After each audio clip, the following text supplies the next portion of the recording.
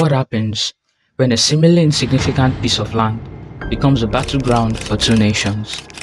This isn't just any piece of land, it's a literal gold mine, one that has fueled disputes, shaped economies, and tested international law.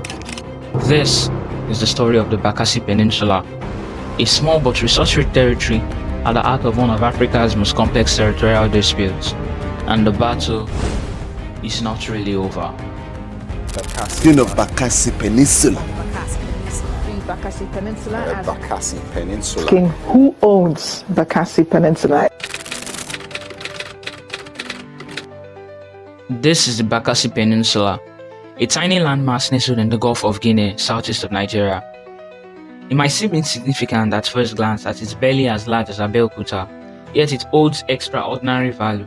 Beneath its waters lies vast reserves of crude oil and natural gas resources that fuel about 35% of the Cameroonian economy, producing about 15,000 barrels of crude oil daily.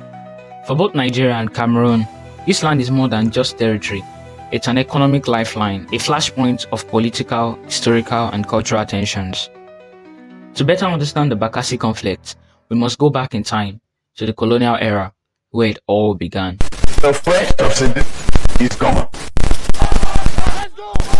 Nigeria is free. Back in 1884, Britain and Germany, the colonial overlords of Nigeria and Cameroon, signed the Anglo-German Treaty. This agreement transferred Bakassi from British control to Germany. The deal was simple on paper: divide spheres of influence, maintain peace, and avoid stepping on each other's toes. But history just doesn't stop with treaties. Following Germany's defeat in World War I, the League of Nations, essentially the forerunner to United Nations, reallocated Germany's treaties. Southern Cameroon was placed under British mandate and later merged with northern Nigeria. As Nigeria gained independence in 1960, the country's borders remained uncertain, setting the stage for future disputes over the Bakassi Peninsula. But for many years, this quiet, swampy, sparsely populated territory seemed to matter very little to anyone. Although Nigeria maintained a naval presence there, the Cameroonians at the time simply couldn't care less, as the seemingly worthless peninsula was home to a population that were 90% Nigerian fishers, and life continued to go on peacefully.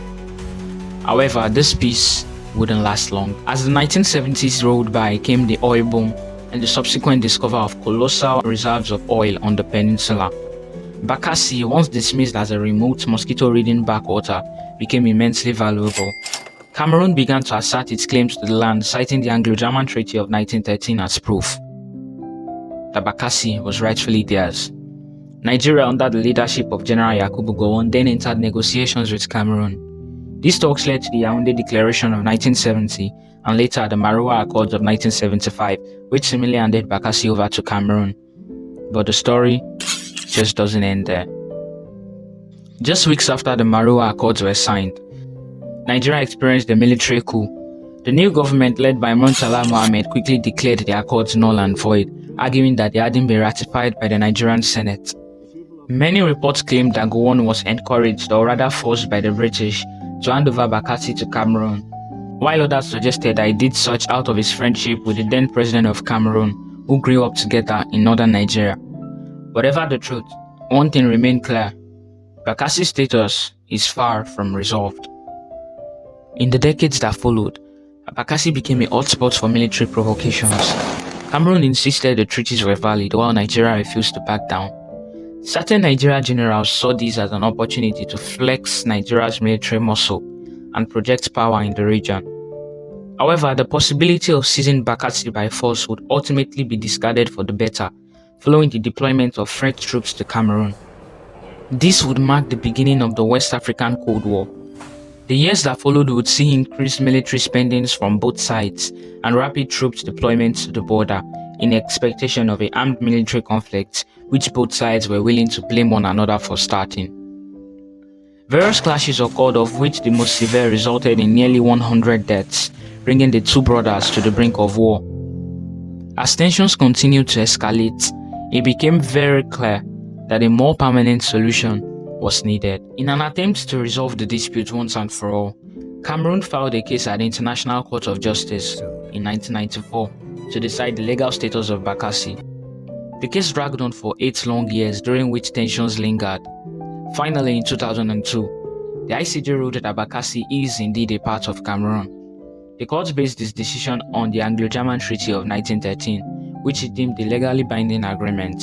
For many Nigerians, this felt like a betrayal of their country's sovereignty, as the treaty had been signed by colonialists decades before either countries gained independence. It is not in conformity with the resolution of the House. How do I feel personally? I feel disappointed. I feel that we have done ourselves a disservice, and I feel that it flouts the resolution of the House of Representatives. Conversely, many Cameroonians viewed the ruling as a vindication of their just territorial claims. Yeah, while listening to the president's reaction, I was very happy because he did not sound as if it was a victory for Cameroon and a failure for Nigeria.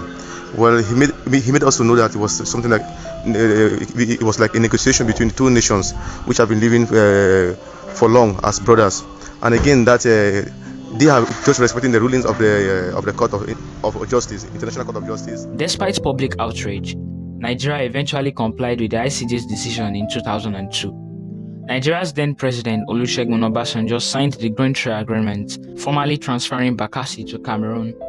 Nigerian troops were withdrawn within 60 days, and by the end of the year, Cameroon had full administrative control.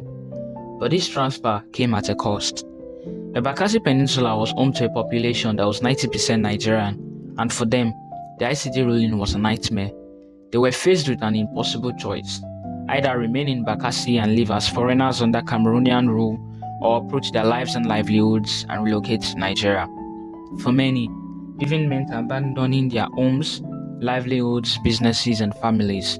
Some resisted, calling for self-determination or even secession. Others resented the Nigerian government for what they saw as a betrayal. To this day, the region remains a hotbed of tensions, with poverty, sporadic violence, and lingering resentment over the ICJ's decision. The Bakassi Peninsula isn't just a story of oil and borders. It's a story of colonial legacies, international politics, and the human cost of geopolitical decisions. This is one of these stories that leave us with more questions than answers. Should modern borders be determined by colonial-era treaties? And what happens when the lives of ordinary people are caught in the crossfire of international politics? What do you think? Was Nigeria unfairly treated by the ICJ? Or was Nigeria vindicated by the rule of law? Let us know your thoughts in the comments down below. Don't forget to like, share, and subscribe for more deep dives into